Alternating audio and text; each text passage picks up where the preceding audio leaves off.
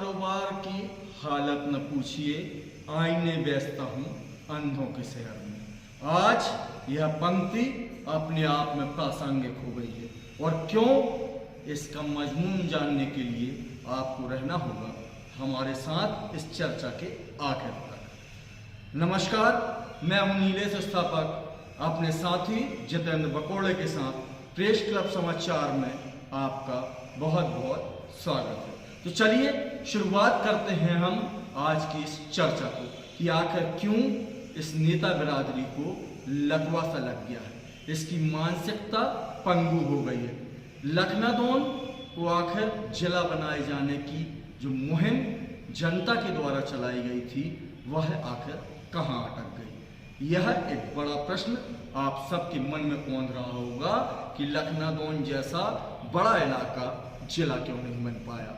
हम आपको बता दें कि सबसे पहले इस क्षेत्र की जो भौगोलिक परिस्थिति है, यहाँ का जो जनजीवन है, उसको समझना आवश्यक हो जाता है। तो एक बड़ा प्रश्न यह है कि लखनादौन 1914 जब अंग्रेज शासित अखंड भारत हुआ करता था, तब यह तहसील का दर्जा प्राप्त कर चुका था, और तहसील का दर्जा प्राप्त करने के साथ साथ मध्य प्रदेश की सबसे पुरानी और सबसे बड़ी तहसील लखनादौन ही कहलाती है।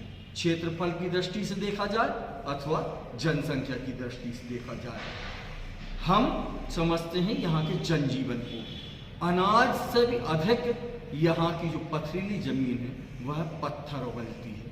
यहाँ पर 10 बीघा जमीन का मालिक, यहाँ का मूलभूत निवासी आदिवासी अपनी आजीविका को चलाने के लिए किसी दूसरे के दरवाजे पर जाकर तिहाड़ी बनी मजदूरी करके अपना जीवन पालता है। शिक्षा की अगर बात करें तो बिल्डिंगें बहुत बड़ी बड़ी हैं, और उत्कृष्ट आंकड़े आपको ऐसा लगेगा कि हमारे बच्चे का भविष्य सुंदरता और प्रगतिशीलता के पालने में झूला झूल रहा है।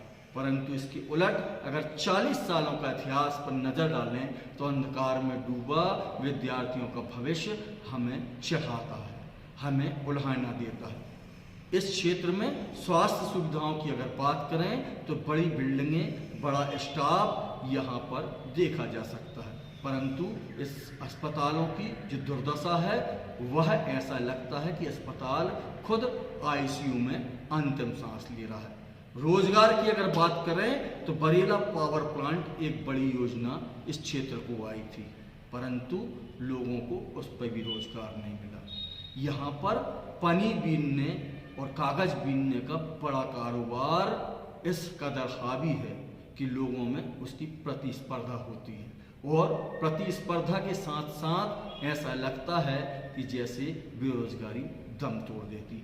थोड़ा व्यंग्यात्मक बात है, परंतु इस क्षेत्र की भौगोलिक और दूसरी परिस्थितियों को समझने के लिए बहुत आवश्यक है कि इस सब बातों पर चर्चा की जाए।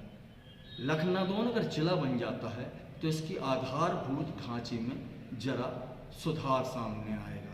हम आपको बता दें कि इस लखनादौन को जिला बनाए जाने की मांग सर्वप्रथम लखनादौन के स्थानीय संगठन लखनादौन प्रेस क्लब ने शुरू की थी। फिर इसके बाद अधिवक्ता संघ के बैनर तले एक बड़ा जन आंदोलन हुआ, और उस जन आंदोलन को जनता का साथ मिला, वह जनता की आवाज़ भी बना। इसके बाद आपको याद होगा पिछले विधानसभा चुनाव में जब भारतीय जनता पार्टी की प्रत्याशी यहाँ से जीती थी तो उन्होंने लखनादौन को जिला बनाए जाने की बात को प्राथमिकता देने की बात कही थी।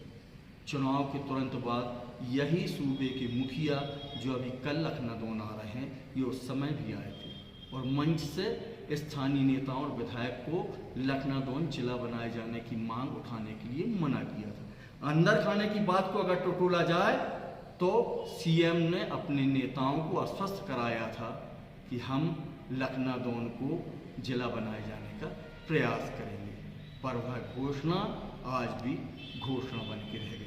अब जब सूबे के मुखिया एक बार फिर लखनादौन की सरजमी पर अपनी खूबियां बताने आ रहे हैं, विकास यात्रा के माध्यम से स्वर्णिम प्रदेश में उन्होंने क्या क्या किया, वही सब एक बार फिर गुनगुनाने आ रहे हैं। अब बात स्थानीय नेता बिरादरी की करें तो क्या स्थानीय नेता हमारे प्रदेश के मुखिया जी को याद दिलाने का साहस दिला पाएंगे कि मामा जी लखनादौन से भी छोटे छोटे इलाके आज जिला बन गए? तो फिर क्यों लखनादौन को जिला बनाए जाने की मुहिम को पोलिया हो गया?